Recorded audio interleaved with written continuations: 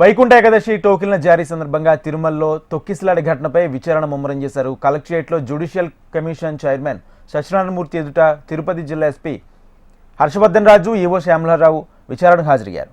బైరాగి Patteda Padmavati park దగ్గర విష్ణు నివాసం తొక్కిసలాట ఘటనపై తిరుపతి ఈస్ట్ పోలీస్ స్టేషన్లో 2 ఎఫ్ఐఆర్లు నమోదయ్యాయి.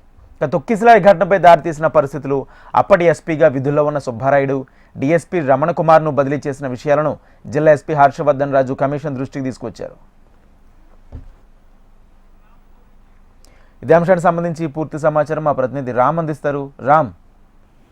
Thank you Rajender.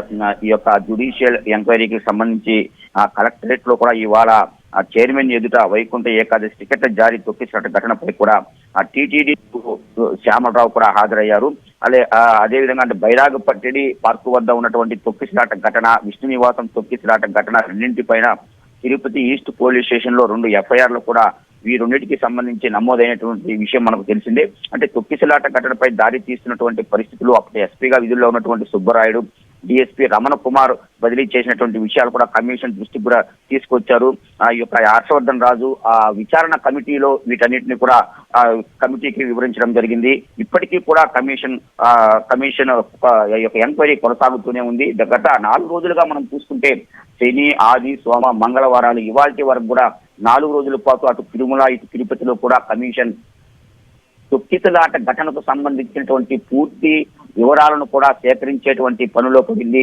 మొట్టమొదటగా తిరుమల చేరుకున్నటువంటి కమిషన్ అక్కడ ఉన్నటువంటి క్యూ లైన్లు ఏ విధంగా భక్తులు శ్రీవారి దర్శనానికి వెళ్తారు ఏంటి అనేటువంటిది క్షుణ్ణంగా అడిగి తెలుసుకున్నటువంటి పరిస్థితి కనపడుతుంది. తిరుమలలో 2వ వైకుంఠం క్యూ కాంప్లెక్స్ లో ఉన్నటువంటి పరిస్థితులన్నింటినీ కూడా ఆరా తీసింది. అటు తర్వాత అక్కడ ఉన్నటువంటి ఉద్యోగులను ఏ విధంగా దర్శనానికి వెళ్తారు ఏంటి, ఎంత సమయం పడుతుంది, ఉన్నటువంటి కంపార్ట్మెంట్లో ఎంతమంది యొక్క భక్తులు వేచి ఉంటారు ఏంటి అనేటువంటి విషయాన్ని కూడా కూలంకుషంగా వాళ్ళని అడిగి వివరణ తీసుకున్నట్టు మనకు తెలుస్తుంది.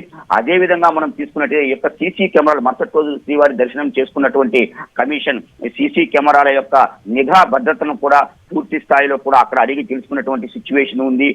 ఎక్కువ మంది భక్తులు శ్రీవారి దర్శనానికి వచ్చేటప్పుడు ఎటువంటి ప్రికాషన్స్ తీసుకుంటారు, ఆ సమయంలో వారికి ఇచ్చేటువంటి అన్న ప్రసాదాల యొక్క ఆ సిచ్యువేషన్ ఏంటి అనేటువంటి వివరాలను కూడా పూర్తిగా కూడా తెలుసుకుంది.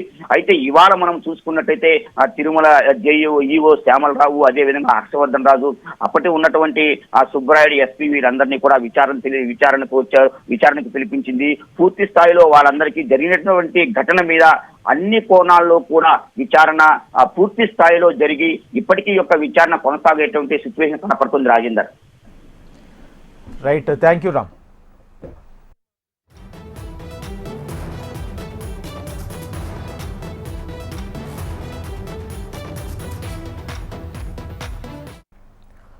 వైకుంఠ ఏకాదశి టోకెన్ల జారీ సందర్భంగా తిరుపతిలో తొక్కిసలాట ఘటనపై విచారణ ముమ్మరం చేశారు. కలెక్టరేట్లో జ్యుడిషియల్ కమిషన్ చైర్మన్ సత్యనారాయణమూర్తి ఎదుట తిరుపతి జిల్లా ఎస్పీ హర్షవర్ధన్ రాజు, ఈవో శ్యామలారావు విచారణకు హాజరయ్యారు.